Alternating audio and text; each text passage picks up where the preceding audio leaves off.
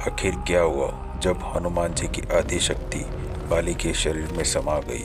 हनुमान जी और बाली का युद्ध जब शुरू होने से पहले ही खत्म हो गया। नमस्कार दोस्तों, आप देख रहे हैं लाइव विद शेखर।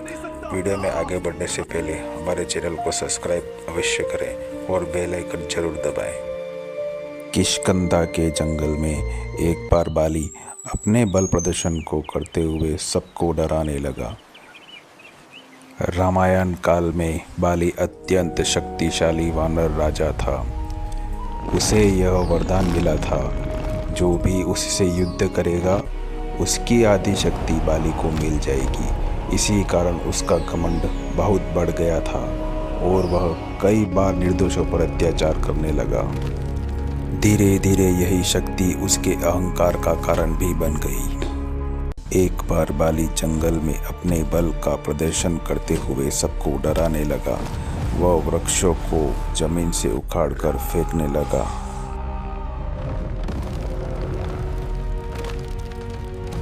राम भक्त हनुमान जी उसी वन में तपस्या कर रहे थे और अपनी ताकत के नशे में चूर बाली लोगों को धमकाते हुए वन में आ पहुंचा और चिल्ला रहा था। हनुमान जी बाली से कहते हैं, आपको कोई नहीं हरा सकता, लेकिन इस तरह से चिल्ला चिल्ला कर आप क्या बताना चाहते हैं। बाली हनुमान जी से कहता है, वानर, तू जिसकी तपस्या कर रहा है मैं उसे भी हरा सकता हूँ। हनुमान जी बड़े ही विनम्र स्वभाव के थे। हनुमान जी के बारे में कोई कुछ भी कहता तो वह हंसते हंसते टाल देते, लेकिन जब बाली ने उनके प्रभु श्री राम के विरोध में बोला तो हनुमान जी को अत्यंत गुस्सा आ गया।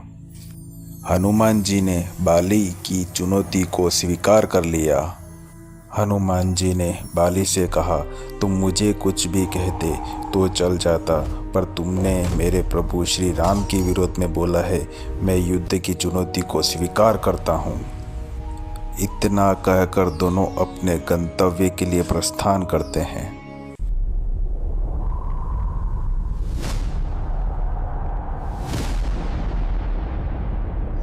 तभी अचानक वहां से ब्रह्मा जी प्रकट हो गए।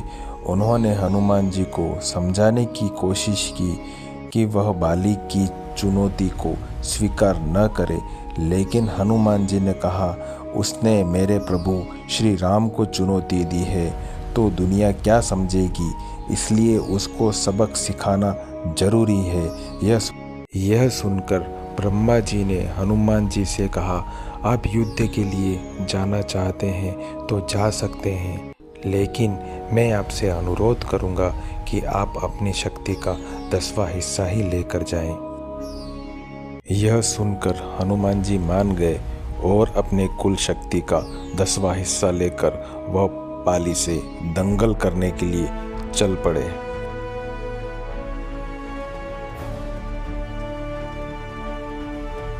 बाली अत्यंत शक्तिशाली वानर राजा था। उसे यह वरदान मिला था, जो भी उससे युद्ध करेगा उसकी आदि शक्ति बाली को मिल जाएगी। इसी कारण उसका घमंड बहुत बढ़ गया था और घमंड में बहुत जोर था। हनुमान जी की 10% शक्ति जैसे ही बाली के शरीर में गई, मानो उसका शरीर फट चुका था। उस समय बाली असहन शक्ति को महसूस करने लगा। अपने अंदर वो एक शक्ति समाई जा रही थी। उससे लगा जैसे ताकत कोई समुद्र शरीर में लगने लगा, मानो उसके शरीर की सारी नसें फटने लगी। ये क्या हो रहा है? बाली हूं मैं, कोई मुझे हरा नहीं सकता। बाली को ऐसा महसूस हो रहा था, न जाने कितने सूर्य की शक्ति उसके शरीर में समा रही है। तब बाली जी ने अपने समकक्ष ब्रह्मा जी को प्रकट पाया। ब्रह्मा जी ने बाली से कहा, खुद को जिंदा रखना चाहते हो तो तुरंत ही हनुमान जी से दूर चले जाओ, अन्यथा तुम्हारा शरीर फट जाएगा। और बाली हनुमान जी से दूर भागने लगते हैं।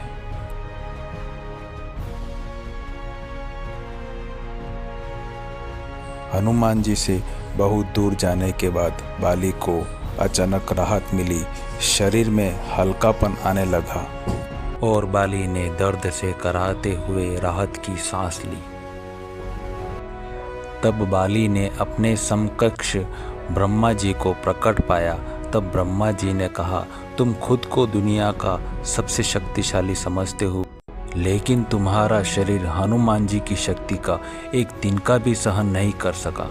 मैं तुम्हें बताना चाहता हूँ, युद्ध से एक दिन पहले मैंने हनुमान जी से निवेदन किया था कि अपनी शक्ति का सिर्फ और सिर्फ 10वां भाग ही लेकर जाए, ताकि तुमसे लड़ते समय उन्हें अपनी शक्ति को व्यर्थ ना करना पड़े।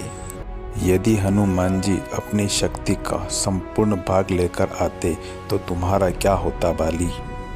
कितनी बड़ी भूल की है तुमने। तभी हनुमान जी बाली और ब्रह्मा जी के समक्ष प्रकट होते हैं। बाली हनुमान जी को दंडवत प्रणाम करते हैं। मुझे क्षमा कर दीजिए प्रभु, मैं मूर्ख हूँ जो अपने अहंकार में अंधा हो चुका था और आपको युद्ध के लिए ललकार दिया। मुझे क्षमा कर दीजिए प्रभु।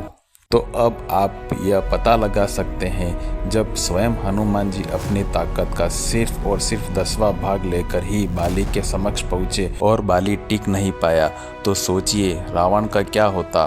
तो लाइक करें हमारे चैनल को और सब्सक्राइब करें। धन्यवाद।